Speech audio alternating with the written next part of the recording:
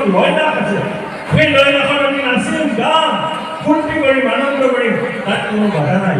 কিন্তু ভাংগা নাচটো ক'ৰ পৰা আহিলে? এই বগলী নাচটো ক'ৰ পৰা আহিলে? বিহুত এই বোকাত লুটুৰি পুৰি হৈ উদ্দণ্ড আচৰণ কৰা বিহুখনত ক'ৰ পৰা আহিলে? আমাৰতো সংস্কৃতিত সেইবোৰ বস্তু নাই। তেতিয়াহ'লে আমাৰ যেতিয়া সংস্কৃতিত আৰু বস্তু নাই, সেই বস্তুটোক আমি টানি আনিব কিয় বিচাৰিছো? আমি কিয় অযথা চিঞৰ বাখৰ কৰি পাগলে পগলা কুকুৰে খোৱা মানুহৰ দৰে চিঞৰ বাখৰ কৰিবলৈ চেষ্টা কৰিছো? আমাৰ কি নিজস্ব কথা নাই? আমাৰ কি নিজস্ব জাতিৰ প্ৰতি সন্মান নাই? আমাৰ কি ধৰ্মৰ প্ৰতি সন্মান নাই? আমাৰ কি সংস্কৃতিৰ প্ৰতি আমাৰ শ্ৰদ্ধা নাই? কি কাৰণে আমি অযথা চিঞৰ বাখৰ কৰিছো? আমাৰ বিহুক সন্মান কৰোঁ, আমাৰ ইয়াৰ জৰিয়তে আমাৰ শৃংখলাবদ্ধতাক প্ৰমাণ কৰোঁ। এই সমাজখন, বিহু মঞ্চত উপস্থিত থকা সমাজখন, এইখন আমাৰ কোনো জাতিৰ নহয়, কোনো ধৰ্মৰ নহয়, কোনো গোষ্ঠীৰ নহয়, আমি এখন অসমীয়া সমাজ। ইয়াত হিন্দু, মুছলিম, শিখ, জৈন সকলোখিনি একত্ৰিত হৈ আছে। আমি সেইকাৰণে অসমীয়া। আমি ইজনে সিজনক মৰম, শ্ৰদ্ধা, ত্যাগ এইখিনি কৰিব জানো বাবে আমি অসমীয়া।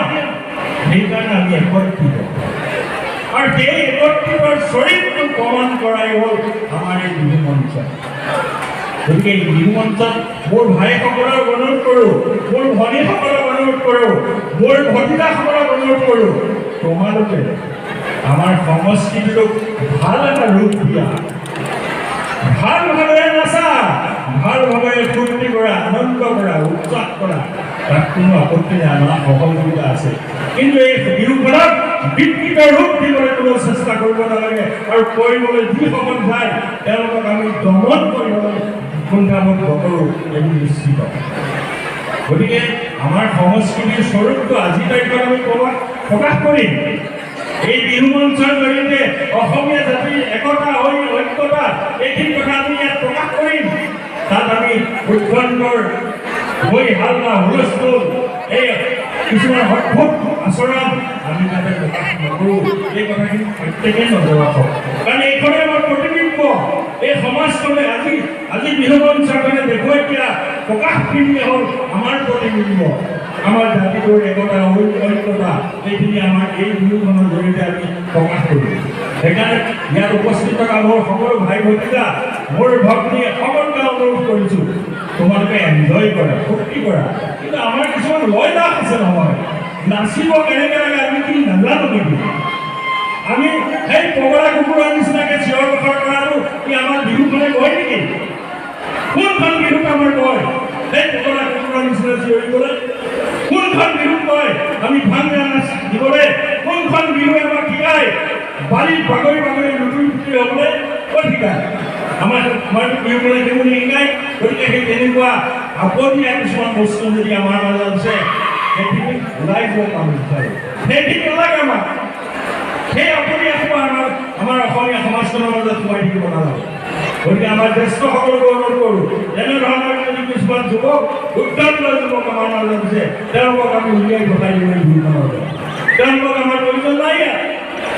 আমি নাচিম, ভালদৰে সকলোৱে ফূৰ্তি কৰিম, আনন্দ কৰিম, ময়ো নাচিম আপোনালোকৰ মাজত, এই ককাইদেৱে নাচিব আপোনালোকৰ মাজত। কিন্তু শান্তি, শৃংখলা, মৰম, চেনেহ, আদৰ সকলোখিনিক লগত লৈ উল্লাসৰ মাজত, উৎসাহৰ মাজত এটা সংগীতৰ ভক্তি বা নাটকীয় মঞ্চৰ মাজত আমি সকলো উপস্থিত কৰিম। এইখিনি মোৰ অনুৰোধ।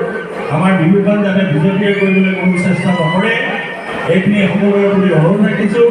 আৰু আমাৰ এক সুন্দৰ এটা পৰিৱেশৰ মাজত আজি 2টা দিন অতিবাহিত হৈছে।